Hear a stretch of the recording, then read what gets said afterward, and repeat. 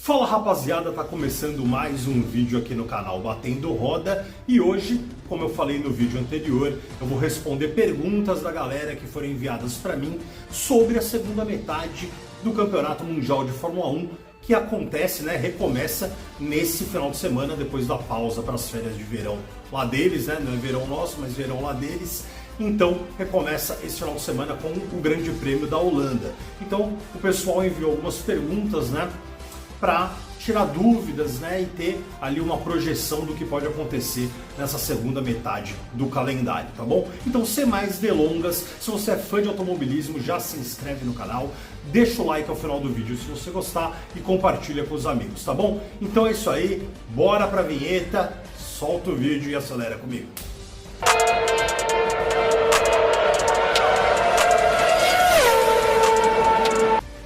Então vamos lá, rapaziada, vou começar. A primeira pergunta é do Wesley Rodrigo. Henrique, com base na primeira metade e como as equipes se desenvolvem, mais os bastidores conturbados, qual equipe você acha que volta ao topo e qual vai decair pós-parada? E ele também pergunta, e com base no desenvolvimento da primeira etapa, você acha que a Ferrari pode se desenvolver mais ou alguma outra equipe pode ultrapassá-la? Bom, Wesley, vamos lá, boa pergunta, duas em uma aí. Cara, eu acho que a Mercedes vai continuar forte, tá? Eu acho que ainda é a favorita, mas eu acho que as forças podem começar a se equivaler a partir dessa segunda metade da temporada. Por que eu digo isso? Principalmente em relação a Ferrari e McLaren. A Ferrari, ela projeta pequenas atualizações em todos os finais de semana, e para Monza, uma atualização com o ADO, na sua unidade de potência, que pode chegar até 10 cavalos de potência a mais do que o motor hoje em dia propõe, o motor da Ferrari. Então essa otimização do motor. Isso é o dobro do que foi a primeira atualização do ADO que a Ferrari fez na Áustria, que chegava a mais ou menos 5 cavalos de potência a mais. Com esses 10 cavalos, a Ferrari ela pode ganhar até 2 a 3 décimos em retas, então conseguiria chegar bem perto da Mercedes, que a gente sabe que é o grande calcanhar de Aquiles da Ferrari, é realmente a sua unidade de potência. Então ela quer realmente tirar essa diferença para a Mercedes a partir agora da segunda metade da temporada, mas ela vai atacar em duas frentes. Primeiro com o ADO, a partir de Monza, a sua segunda atualização de motor, e trazendo pequenos pacotes aerodinâmicos para cada final de semana. Então, diferentemente da McLaren, que eu também acho que pode surpreender e já venceu a última prova antes da parada, a McLaren ela faz atualizações massivas, passa 3 a 4 GPs ali, ela traz um grande pacote de atualização. A Ferrari ela quer trazer pequenos pacotes em todos os finais de semana. Vamos agora para mais uma pergunta. Essa pergunta é da Mari Pesual, que perguntou: depois dessa primeira etapa da temporada e triunfo do Antonelli, como você enxerga a situação da Mercedes em relação à disputa pelo título? Russell começou o campeonato como o principal nome da equipe na briga, mas o crescimento do Kimi parece ter mudado um pouco esse cenário. A Mercedes deveria continuar tentando na experiência, continuar apostando na experiência do Russell, ou consolidar a prioridade ao Antonelli, que é o atual líder? E caso o Antonelli mantenha esse ritmo, até que ponto o desempenho dele pode colocar em risco o futuro de Russell dentro da equipe? Ótima pergunta, vamos lá. Em relação primeiro à priorização, eu acho que isso ainda não vai acontecer. Isso vale também para outras equipes, principalmente a Ferrari, que já começa a surgir esse rumor, acho que mais por parte da imprensa, tá? Acho que isso não rola muito no paddock, acho que mais por parte da imprensa, se a Ferrari poderia ou deveria priorizar o Lewis Hamilton na briga pelo campeonato, já que ele é o vice-líder e o Leclerc está em quarto, Eu acho que não para ambas. Por que eu digo isso? Ainda faltam 316 pontos em disputa. Tem muita água para rolar, Então são 12 GPs ainda em disputa, e desses 12 GPs ainda tem 2 sprints, inclusive a primeira, dessas 2 últimas sprints que faltam é agora, nesse final de semana, no GP da Holanda. Então eu acho que tem muita água para rolar. Eu acho que daqui umas 5, 6 corridas, conforme o cenário que se apresentar, aí sim pode-se pensar em priorizar alguém na briga, Sim, o Antonelli ele vem dando um couro do Russell, falando português bem claro, o Russell não está bem, a gente sabe que tem outras questões envolvidas aí, mas em relação à pergunta do futuro do Russell na equipe, eu acho que não, porque eu acho que o Max Verstappen, que seria o grande polo ali para uma eventual dança de cadeiras da Fórmula 1, ele está provavelmente se transferindo para a McLaren, pelas últimas notícias que vem saindo, todos os rumores do paddock. É bem provável que o Verstappen ele vá para a McLaren no lugar do Oscar Piastri. Há até quem diga que possa ocorrer uma troca, né, o Oscar Piastri para a Red Bull e o Verstappen para a McLaren. Então eu acho que o futuro do Russell na equipe está garantido, juntamente com o Antonelli, mas a gente sabe que nesse campeonato eu acho difícil o Russell realmente conseguir dar uma resposta. Pode acontecer? Pode. Eu acho que até o Norris, que é o quinto colocado, todos têm chances ainda no campeonato, tá?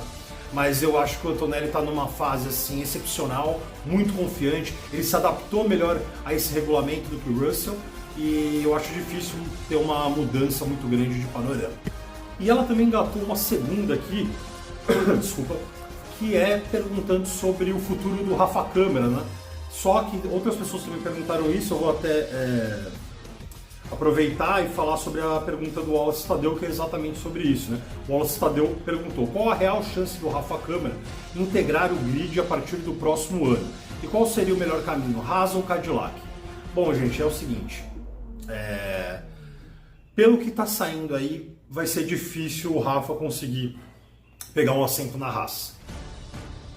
E aí muita gente questionou, mas vale a pena ele ir para a Cadillac, uma equipe que é fundo de grid? Dificilmente isso vai mudar ali a curto prazo, a curto e médio prazo. Acho que vai demorar para a Cadillac realmente conseguir galgar posições aí no grid da Fórmula 1, até porque é uma equipe que é o primeiro ano dela na Fórmula 1, né? Realmente a gente sabe que é um processo longo, não é fácil, mas eu pegaria a vaga sim. Vale a gente relembrar o exemplo do Felipe Drugovich, né? Que ficou como piloto reserva da Aston Martin e nunca conseguiu um assento, né? Então às vezes o cavalo passa selado, você tem que aproveitar a chance, agarrar a oportunidade. E sim, se eu fosse o Rafa Câmara, eu pegaria a vaga na Cadillac, caso realmente ela se apresente para ele, né? Ao invés de possivelmente ser um piloto reserva da Haas, porque o assento na Haas realmente, pelo que está saindo, obviamente não estou cravando nada aqui, isso pode mudar, mas dificilmente ele vai conseguir, tá? Então acho que a possibilidade da Cadillac parece mais palpável, parece mais real, e sim, se eu fosse ele, eu apostaria, porque não é fácil entrar na Fórmula 1, a gente sabe que envolve muitas coisas, e se eu fosse o Rafa, eu não hesitaria em pegar o assento na Cadillac.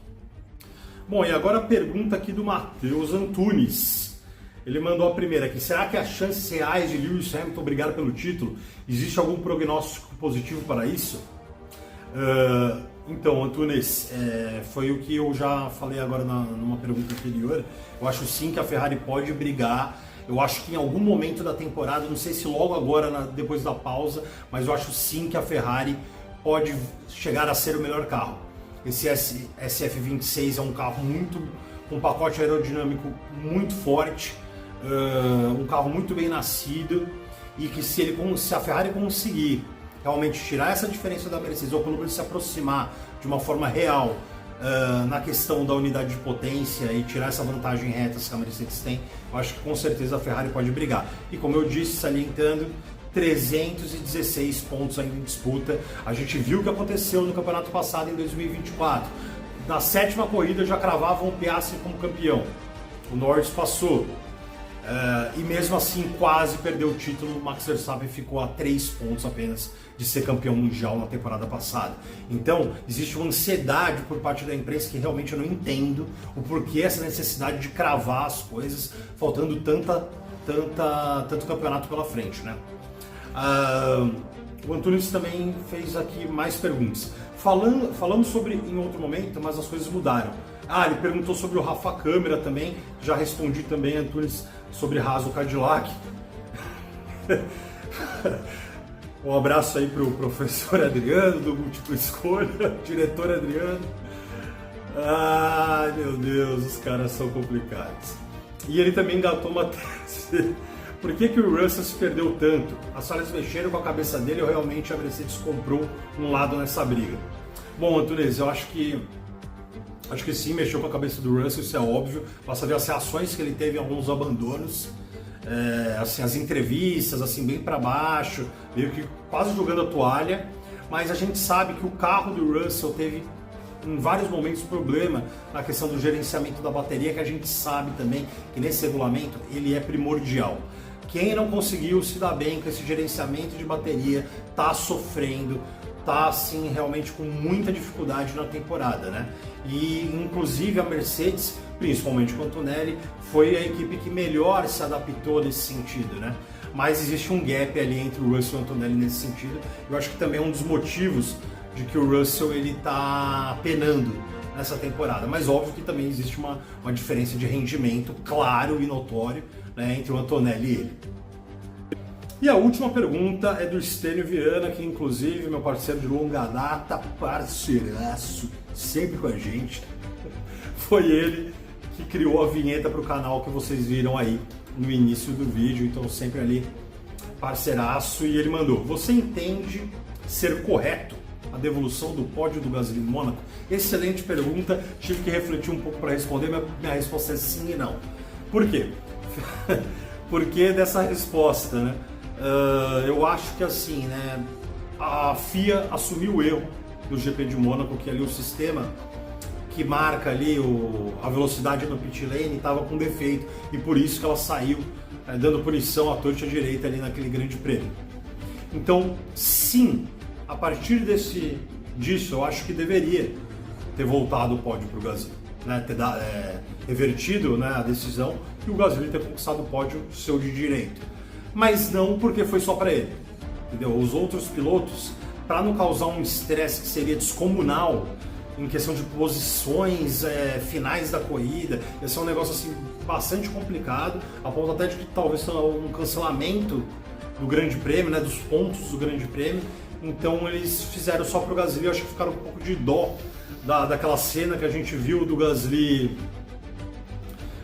comemorando ali o pódio, a equipe não ter avisado para ele que ele tinha tomado punição, então ele perderia o lugar do pódio por Hadjar, né? Então assim, acho que rolou isso, mas ele acabou tendo a punição revertida, conquistando seu lugar no pódio, mas foi só ele. Então assim, eu acho que sim, a partir do momento que existe um defeito no sistema que marca a velocidade do pit lane, deveria ser revertido, mas a partir do momento que foi só para ele, a minha resposta é não. Deu para entender? Ficou um pouco complicado. Então é isso, rapaziada, essas foram as perguntas. Como eu disse, nesse final de semana volta a Fórmula 1, Grande Prêmio da Holanda, o último Grande Prêmio da Holanda, né? Vai sair do calendário, então vamos acompanhar aí. Sexta-feira começa o treino, tem o único treino livre, né? Final de semana no formato sprint. Então na sexta-feira treino livre, depois classificação para sprint. No sábado, corrida sprint, classificação para a corrida principal. E no domingo, às 10 da manhã, a corrida, o Grande Prêmio da Holanda. Tá certo? Então, rapaziada, se você gostou do vídeo, deixa o like, tá bom? Dá uma olhada aí se você já é inscrito no canal, se você não for, se inscreve e compartilha com os amigos, tá bom, rapaziada? Volto na segunda-feira, portanto, depois do Grande Prêmio da Holanda, pra gente contar tudo o que aconteceu. Tá certo? Um forte abraço e até a próxima.